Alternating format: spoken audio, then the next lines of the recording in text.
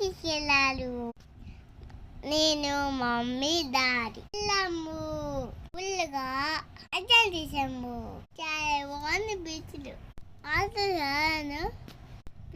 అడుగుతున్నాయి.